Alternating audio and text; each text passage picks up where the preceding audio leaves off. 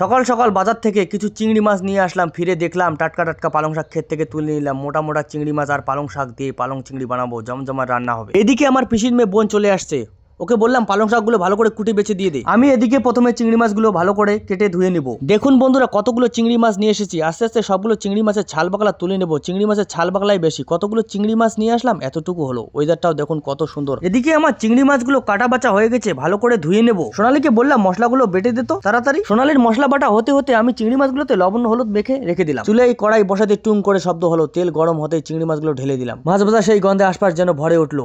হালকা ধোঁয়ায় উঠছে, চিংড়ির রং সোনালী হয়েছে। চিংড়ি তুলে রেখে দিলাম। এবার পালং শাক, রসুন, পেঁয়াজ, কাঁচা লঙ্কা কড়াইতে দিয়ে হালকা করে সিদ্ধ করে নিলাম, যেন রংটা সবুজ থাকে। কড়াই থেকে নামিয়ে শিলনোড়ায় এসে নিলাম। একই কড়াইতে আবার তেল ঢেলে দিলাম। বাটা মশলার মিশ্রণ পেঁয়াজ, রসুন, আদা, একটু কাশ্মীরি লঙ্কা, জিরের গুঁড়ো, ধনে গুঁড়ো, গোলমরিচের গুঁড়ো, হলুদ, লবণ মিশিয়ে মশলার খটখটে গন্ধ বের হতে বেশি সময় লাগলো না। মশলা থেকে তেল ছাড়তেই ভাজা চিংড়ি মাছ ছেড়ে দিলাম। বাটা পালং শাক তুলে ঢেলে দিলাম। ভালো করে পালং চিংড়ি মিশে গেলে মশলার সাথে রংটা একদম জমজমাট। তারপর অল্প একটু জল দিয়ে চিংড়ি আর পালং দুটো যেন আলাদা হয়ে না থাকে আঁচ কমিয়ে ভালো করে মিশিয়ে দিলাম। 2 মিনিট রেখে ঢেকে দিলাম। ঝোলটা একটু ঘন হয়ে এলে আর গন্ধ মনটা বলবে ময় ময়। পালং চিংড়ি এই সহজ রেসিপি যাই দিয়ে খান না কেন, ভাত, রুটি, পরোটা একদম পারফেক্ট। Like, subscribe.